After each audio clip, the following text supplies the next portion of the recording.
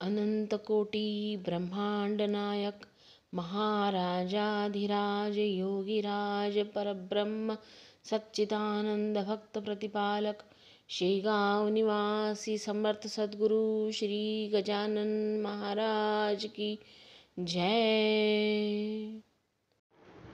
श्री गजानन विजय ग्रंथ अध्याय 3। जय जय सच्चिदानंदा श्रीहरी, कृपा करावी लवकरी, तुम्ही पदनताच्या वरी कधी न कठोर झालात। तू करुणेचा सागर, तू दीनजनांचे माहेर, तू भक्तासी साचार, कल्पतरू वा चिंतामणी। ऐसा तुझा अगाध महिमा, संत गाती राघवा रामा, दास गणुसी पुरुषोत्तमा, पावा वेळ करू नका। असो बंकटलाला घरी राहते झाले साक्षात्कारी, दीन दुबळ्यांचे कैवारी श्री गजानन महाराज। लांब लांबोनी भक्त येती, समर्थांते वंदिती, मधु तेथे माशा जमती, न लगे करणे आमंत्रण। एके दिनी काय झाले ते आता सांगतो पहिले। महाराज होते बसलेले निजासनी आनंदात, ती प्रभातीची होती वेळा। प्राची प्रांत ताम्र झाला, पक्षी किलकिलाटाला करू लागले वृक्षावर। कुक्कुटाचे होती स्वप्न, मंद शीत वाहे पवन, वृद्ध करीती नामस्मरण, शय्येवरी बैसोनिया। उदयाचली नारायण, येऊ पाहे हर्षे करून, तेणे तम पलायन करू लागला कंदरीसी। परम भाविक सुवासिनी, रथ सडा संमार्जनी, वत्स धेनुस पाहोनी तोडू लागली जर्राटे। ऐशा त्या रम्य वेळेस एक साधू शेगावास येता झाला दर्शनास श्री गजानन साधूच्या। तो भिकार गोसावी, मान मान्यता त्याची राहावी, कोठोनिया सांगा बरवी श्रीमंताच्या मंडळीत। भगवी चिंधी डोक्यास, जोडी वाम बगलेस, होती एक नेसण्यास फाटकीसी लंगोटी। मृगाजिनाचा गुंडाळा पाठीवारी होता भला, ऐसा गोसावी वैसला कोपऱ्यात एकीकडे। दर्शनासी भीड फार, होऊ लागली साचार, ऐशा स्थितीत मिळणार सवळ कशी त्या गोसाव्यास। तो ठाईच बैसोन करू लागला चिंतन, म्हणे समर्थांचे चरण दृष्टी पडणे कठीण मला। समर्थांचा लौकिक भला मी काशीत ऐकला, आवडीने नवस केला भांग स्वामीस अर्पिण्याचा। तो मम हेतू मनात जिरून जाया पाहे येथ, या श्रीमान मंडळीत माझ्या नवसास कोण पुसे। गांजाचे नाव काढिता लोक मजला देतील लाथा, मी तो आलो फिरण्याकरता नवस गांजाचा शेगावी। माझ्या नवसाची ती मात सांगू तरी कोणाप्रत, येथे एकही ना दिसत प्रेमी या शांभवीचा। जी वस्तू ज्या आवडे खरी तिचाच तो नवस करी, आणि मानी सर्वतोपरी हीच वस्तू उत्तम। ऐसे नाना विचार गोसावी करी साचार, झाला होता परम आतुर दर्शन घ्याया समर्थांचे। ते त्याचे मनोगत जाणते झाले समर्थ, बोलते झाले इतरांप्रत आणा काशीचा गोसावी। तो पहा त्या कोपऱ्याला आहे बिचारा दडून बसला, हे ऐकता आनंद झाला गोसाव्यास परमावधी। आणि बोलला मनात, त्रिकालज्ञ हे खरेच संत, मी जे बोललो मनात ते सर्व यांनी जाणले। ज्ञानेश्वरीत षष्ठाध्यायी जी गोष्ट कथिली पाही, की स्वर्ग लोकीच्या कथा त्याही समजतात योगीवरा। त्याचे आले प्रत्यंतर मला येथे साचार, धन्य धन्य हा साधूवर त्रिकालज्ञ महात्मा। न बोलता माझा नवस जाणतील हे पुण्यपुरुष, त्याचे प्रत्यंतर यावयास अवधी उरला थोडका। मंडळींनी गोसाव्याला पुढे आणून उभा केला, तो महाराज बदले दयाला। काळ झोळीची पोटळी जी 3 महिनेपर्यंत रक्षण केलीच झोळीत, त्या पोटळीचे आज येथ होऊ दे गा पारणे। गोसावी पदी लागला, घहीवर त्यासी दाटला, गडबडा लोळू लागला बालकापरी स्वामी पुढे। महाराज म्हणती गोसाव्यास, पुरे आता उठून बैस, पोटोळीच्या बुटीस काढ बाहेर झोळीच्या। नवस केलास ते वेळी नाही लाज वाटली, आणि आता काही लाविली चाळवा चाळवी निरर्थक। गोसावी होता महाधूर्त, तो बोलला भीत भीत, जोडून या दोन्ही हात ऐसे नम्र वाणीने। मी बुटी काढितो नवस आपला फेडितो, परी मागणी मागतो एक ते द्या दिनाला। आठवण माझ्या बुटीची नित्य राहावी आपणासाची, हीच इच्छा मानसीची आहे ती पूर्ण करा। तुम्हा बुटीचे प्रयोजन नाही हे मी जाणतो पूर्ण, परी बालकाची आठवण रहाया बुटी स्वीकारा। भक्त जी जी इच्छा करीत तिथी ज्ञाता पूर्वीत, अंजनीचा वृत्तांत आणमनी आपुल्या। अंजनी होती वानरी, तिने प्रार्थिला त्रिपुरारी, की तुम्ही यावे माझ्या उदरी वानर होऊन शंकरा। ते हराने मानिले महारुद्र पोटी आले, अंजनीचे पुरविले मनोरथ चंद्रमौळींनी। तेथे शंकरा कारण आड न आले वानरपण, तेवी माझ्या बुटीची आठवण रहाया तिथे स्वीकारा। त्यातून तुम्ही कर्पूर गौर साक्षात आहा शंकर, म्हणून बुटीचा अभेर करू नका दयाळा। ज्ञानवल्ली शंकराने म्हटले आहे हीच कारणे, ही इतरा आणील उणे परी भूषण तुम्हाला। महाराज किंचित घोटाळले परी अखेर होय म्हणाले, मायपूर्वी बालक लळे वेडे वाकुळे असले जरी। गोसाव्याने बुटी काढिली हातावरी घेऊन धुतली, चिलमीत घालून पाजिली पुण्यपुरुष गजानना। ऐसा बुटीचा वृत्तांत कथिलासे कारणासहित तो आणून ध्यानात विचार करणे प्रत्येकी। काही दिवस राहून गेला गोसावी निघून, आपणा धन्य मानून रामेश्वरा कारणे। ऐसी गांजाची पडली प्रथा ते ठाई तत्वता, परी व्यसनाधीनता नच आली समर्थांते. पद्मपत्राची ये परी ते अलिप्त होते निर्धारी, नये कोणास त्याची सरी खरेच अति थोरते. वेद ऋचा अस्खलित उदात्त अनुदात्त स्वरांसहित, कधी म्हणाव्या मुखी सत्य, कधी त्याचे नाव नसे. वेदाक्षरे पळता श्रवणी साशंक व्हावे वैदिकांनी, याच एक अनुमानी गजानन होते ब्राह्मण. कधी गवया समान अन्य अन्य रागांतून एकच पदा ते गाऊन दाखवावे निजलिले. चंदन चावल बेल की पतिया प्रेम भारी या पदा ठाया, ते आनंदात येऊन या वरच्यावरी म्हणावे. कधी गणगणाचे भजन, कधी धरावे नुसते मौन, कधी राहावे पडून शय्येवरी निश्चेष्टित, कधी वागावे पिशावरी, कधी भटकावे कांतारी, कधी शिरावे जाऊन घरी एखाद्याच्या अवचित. असो त्या शेगावात जानराव देशमुख विख्यात होता, त्याचा प्राणांत व्हावयाचा समय आला. व्याधी शरीरी वळावली, शक्ती पार निघून गेली, प्रयत्नांची कमाल केली, वैद्यांनी ती आपुली. नाडी पाहून अखेर आपता कळविला समाचार, प्रसंग आहे कठीण फार, नसे आशा वाचण्याची.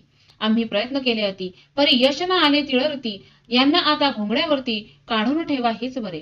ते ऐकता अवघे आप्त, दुःख करती अत्यंत, जानरावा आम्हा व्रत, सोडून तू जाऊ नको. तुझ्या प्रित्यर्थ नवस केले, नाना दैवता लागी भले, परी न कोणी पावले, हाय हाय रे दुर्दैवा. वैद्याने टेकिले हात, प्रयत्न झाले कुंठित, आता अखेरच्या यत्नाव्रत करून पाहू एक वेळा. बंकटलालाची ये घरी आहेत एक साक्षात्कारी, त्यांच्या योगे शेगाव नगरी झाली प्रति पंढरपूर. साधूने आणिल्या मनात काय एक नाही होत, सच्चिदानंद बाबा प्रत ज्ञानेश्वराने उठविले. त्याचे पाहू प्रत्यंतर, जाजा कोणी जोडा कर, नका करू रे उगा उशीर, वेळ अंत समयाची. ऐकोनी एक आप्त आला व्यंकट सदना प्रत, जानरावाची हकीकत व्यंकटलाला कथन केली. जानराव देशमुखाचा समय अंत काळाचा आला आहे जवळी साचा, म्हणून आलो तुम्हाकडे. महाराजांचे चरणतीर्थ द्या कृपा करोनी मज प्रत, ते तीर्थ नोहे अमृत होईल वाटे जानरावा. बंकटलाल म्हणे त्यावरी, ही गोष्ट न माझ्या करी, तुम्ही करावी अत्यादरी, विनवणी आमुच्या वडिलाला. जसे त्याने सुचविले तैसे आपते तात्काळ केले.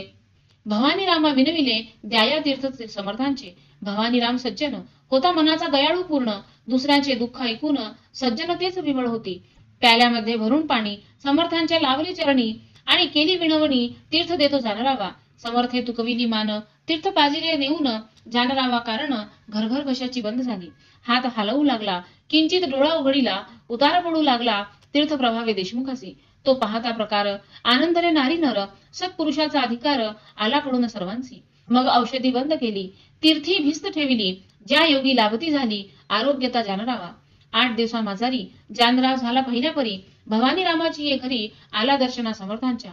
पहा संतांचे चरणतीर्थ साधनात झाले अमृत, संतन ते साक्षात देव कलियुगाचे. येथे एक ऐसी शंका उत्थान पावे सहज देखा, श्री गजानन सारिखा संत होता शेगावी. मग तो तेथे असताना गेले न पाहिजे कोणी जाणा, यमाजी पंतांची या सदना परी हाच आहे कुतर्क. संत मृत्यू न टाळीती, निसर्गाप्रमाणे वागती, परी संकटांते वारीती, अगांतुक असल्यास ते. सच्चिदानंद बाबासी ज्ञानेशे उठविले नेवाशासी, परी ते अखेर आळंदीसी देह ठेविते झाले हो. जे रहस्य इतुकेची आहे, हे गंडांतर टाळीती पाहे, ते टाळणे काहीच नव्हे अशक्य संत पुरुषाला. मृत्यूचे 3 प्रकार आहेत जगी साचार, त्यांची नावे क्रमवार देतो तुम्हा कारणे. आध्यात्मिक, आधिभौतिक आणि तिसरा तो अधिदैविक, त्या तिघांमाजी बलिष्ठ देक आध्यात्मिक मृत्यू असे. आधिभौतिकाची तयारी कुपथ्याने होते खरी, नाना प्रकारच्या शरीरी व्याधी निर्माण होतात. त्यांचा जोर झाल्यावर मृत्यू येतो अखेर, त्या मृत्यूचा परिहार करिता येतो औषधीने. मात्र औषधी देणारा शास्त्रज्ञ असला पाहिजे पुरा, औषधीचा पसारा आहे अवगत जयासी. ऐसा वैद्य भेटल्यास आधी भौतिकाचा होय नाश, तैसे आधी दैविकास नवस सायास घालविते. हे गंडांतर रूपाचे मृत्यू 2 प्रकारचे, भौतिक आणि दैविक साचे, हे आहेत ख्यात जगी. मृत्यू जो का आध्यात्मिक, तो कवणाच्याने न टळे देख. पहा अर्जुनाचा बालक कृष्णा समक्ष पडला रणी, तैसा जानरावाचा मृत्यू गंडांतर स्वरूपाचा होता, तो टाळीला साचा समर्थ तीर्थ देऊनिया. म्हणजे गंडांतरा कारण निवारिती साधू चरण, तेच आले घडोन शेगावा माजारी. काही मृत्यू नवसांनी टाळीता येती या जनी, परी तो नवस श्रद्धेनी केला पाहिजे विबुध हो. श्रद्धा पूर्ण असल्यावरी तीच मृत्यू टाळी खरी, श्रद्धाच अवघ्या माजारी सर्व बाजूंनी श्रेष्ठ असे. चरणतीर्थ साधूचे तेही टाळी मृत्यूसाचे, वरील 2 प्रकारचे, परी तो साधू पाहिजे. साधू असल्या वेशधारी, ऐसी न होय गोष्ट खरी, माती न होय कस्तुरी, हे ध्यानी असू द्या. षडविकार धुतल्याविना अंगी साधुत्व येईना आणि साधुमिण होईना अघटित कृत्य केव्हाही. म्हणून बहुरूप्या कारण जपणे आहे अवश्य जाण.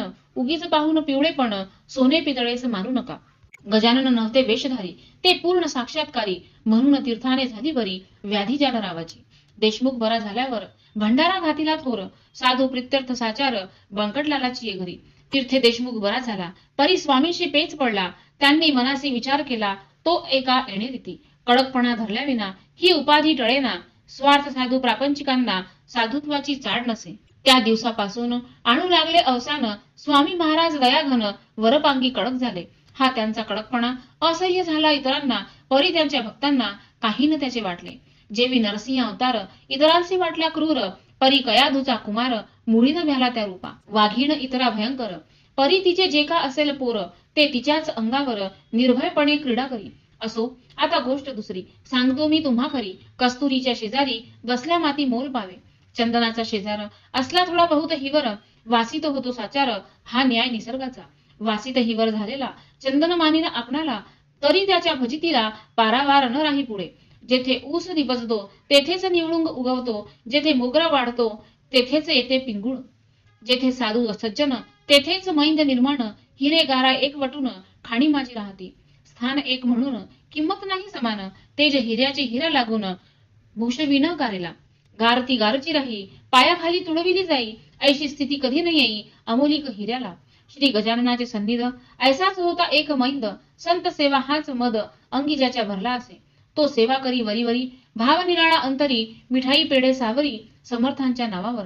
भक्तगणांचा ऐसे म्हणे, मी समर्थ कृपेचे पोसणे. प्रत्येक काम माझ्या विणे होत नाही ये ठाया. मी कल्याण समर्थांचा अत्यंत आहे आवडीचा. कधी न खाली जावयाचा शब्द माझा त्यांच्या पुढे. चिलीम त्यांची मीच भरी, खाण्यापिण्याची तयारी निजांगी मीच करी. अत्यंत मी आवडीचा. ऐसे लोकांस सांगत असे, आपला सावरात करीत असे. त्या अधमाचे नाव असे माळी विठोबा खटोळ. महाराज स्वयमेव शंकर हा बनला नंदिकेश्वर. हमेशा करी गुरगुर आल्या गेल्या भक्तांवरी. ते अंतर्ज्ञानांनी जाणिले सर्व समर्थांनी. कौतुक केले एके दिनी ते ऐका विबुध हो. परस्थखाई मंडळी शेगावी दर्शना आली. तो मूर्ती होती निजलेली समर्थांची शय्येवर. हिया कुणाचा होईना जागे करण्या समर्थांना. मंडळीच होती जाणा त्वरा पुढे जाण्याची. ते कुजबुज करू लागले, विठोबाला विनविते झाले. विठोबा आम्हा पाहिजे गेले, येथून आताच परगावा. काम निकडीचे आहे फार, कैसा करावा विचार. महाराज तो शय्येवर अस्थिर निद्रिस्त झाले. त्यांचे दर्शन घेतल्याविना आमचा पाय निघेना. हे अवघड काम होईना तुझ्या वाचून ते ठाई. तू समर्थांच्या शिष्यांत मुख्य धोरणी महाधूर्त. तुला आम्ही जोडितो हात एवढे काम करावे. ऐशा त्या स्तुतींनी विठोबा फुगून गेला मनी. त्याने जाऊन तत्क्षणी महाराजांस उठविले. मंडळींचे काम झाले, परी संकट ओढवले. घाटोळ विठोबावरी भले, कर्म जैसे तैसे फल. समर्थांच्या हाती काठी एक होती भली मोठी. तीच त्यांनी घातली पाठी त्या विठोबा माळ्याच्या. म्हणती बेटा माजून गेला, आपुली स्थिती विसरला. या लुच्च्याने आरंभिला उघड उघड व्यापार की. मला लावितो उपाधी, घंटे आणून बांधितो मठी. घुमारे घाली कधी कधी ऐसा अति नीच हा. त्या घुमाराचे बक्षीस घे मी देतो तुला खास. तुझं वरी केल्या कृपेस होईन प्रभूचा अपराधी. सोमला साखर मानू नये, विषाजवळ करू नये. तस्करासी लेखू नये, निजकंठीचा ताईत. अशा रीती ठोकला छड्याखाली घाटोळला. विठोबा तो पळाला, पुन्हा न आला मागुती. खरे जे का असती संत ते ऐसेच करीतात. ढोंगी मात्र जातात अशाच या करांमध्ये. म्हणजे अधिकारा वाचून ढोंगी बैसती होऊन संत नादी लावण्या जन. ऐसे प्रकार कितीतरी. मतलबी त्यांना साथ देती, उदो उदो त्यांचा करीती. भलभलते सांगतात ती साक्षात्कार ढोंग्यांचे. तेने दोघांचे काम होई, अपार पैसा मिळविला जाई. परी ही प्रथा बरी नाही, समाज जाईल रसातळा. खरे जे का असती संत ईश्वराचे निस्सीम भक्त, त्यांना न मुळे आवडत सानिध्य त्या षंडांचे. पतिव्रतेशी शेजार कसबिणीचा का पटणार. सोन्याप्रती अलंकार काय शोभती कथलाचे. संत शठाते राखीती, परीनं त्याला महत्व देती. ती जगातील एक व्यक्ती कृतकर्म भोगण्या आली असे. ऐसे माणसे समजून त्याविषयी धरिती मौन. जेवी निवडुंगा लागून स्थानभूमी देते हो. मोगरा निवडुंग आणि शेर ही जमिनीची लेकर. परी किमतीचा प्रकार निरनिराळा तो तिघांचा. मोगऱ्याचे संरक्षण करीती निवडुंगाचे दहन. चिरटांसाठी बांधून शेर ठेवीती दारावरी. तेवी संत भूमीवरी रक्षण अभ्यांचे करीती जरी. किमती माझी ठेवती परी, गुणांप्रमाणे भेद पहा. नशीब विठोबा घाटोळाचे अति खडतर होते साचे. पाय लागून साधूचे दैवे दूर झाले की जरी तो ना ढोंग करिता तरी योग्यते प्रती चढता संतांची ती योग्यता त्याने मुळी न जाणिली. वृक्षाच्या तळवटी बसून इच्छिली गारगोटी वा मागितली करवंती कामधेनू पासून ऐसे न कोणी करावे संतांपासी राहून बरवे तेथे विचारा ठेवावे अहर्निशी जागृत. हा दासगणू विरचित श्री गजानन विजय ग्रंथ तारक हो भवाब्दित अवघ्या भाविकांकारणे श्री हरिहरार्पणमस्तु शुभम भवतु इति तृतीयोध्यायः समाप्तः. श्री गजानन महाराज की जय.